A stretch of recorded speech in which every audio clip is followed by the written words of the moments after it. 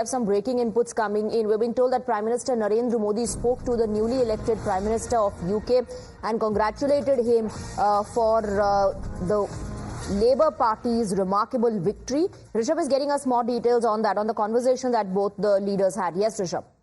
Well, definitely, Prime Minister Narendra Modi held a telephonic call with the new UK Prime Minister after the election results were declared yesterday. The Labour Party have had a landslide victory, and India do understand that the bilateral relationship with the United Kingdom is very, very important, and hence this quick telephonic call between the two leaders. Both the leaders discussed various issues pertaining to the bilateral ties between India and UK.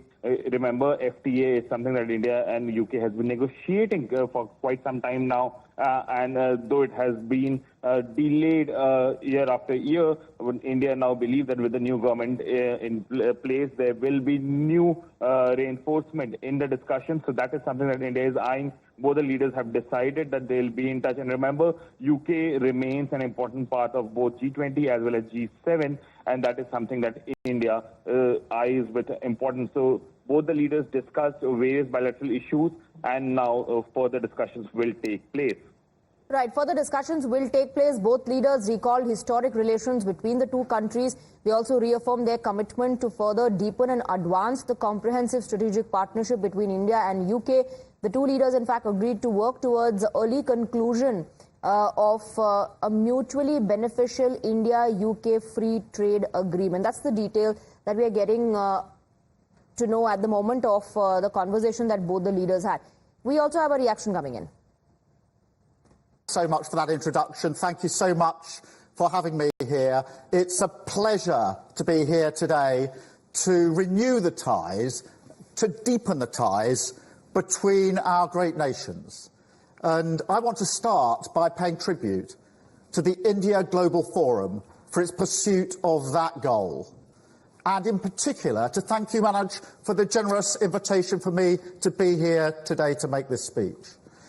In the presence of the High Commissioner, both High Commissioners, it's good to see you again, and thank you again. And of course, being so many leaders in British Indian industry here, it's an incredible privilege for me to be here. And as I look out from here across this room, I see leaders in healthcare, in science, technology, pharmaceuticals, education, hospitality and retail.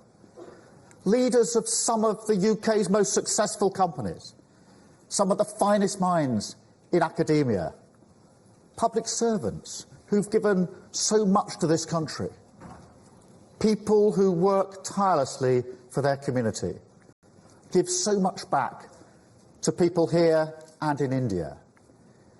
It's a room which in itself is testament to the dynamism of the British Indian community. And I have a clear message for all of you today. This is a changed Labour Party. Across the board, we've embraced the power of enterprise. Understand that this is the only way to pay your way in the modern world. And this means that we see the Indian community for the success story you are in 21st century Britain. Right, so that was UK Prime Minister Mr. Starmer, who in fact gave this reaction in 2023 talking about India and UK free trade agreement. With that, we're slipping into a short break.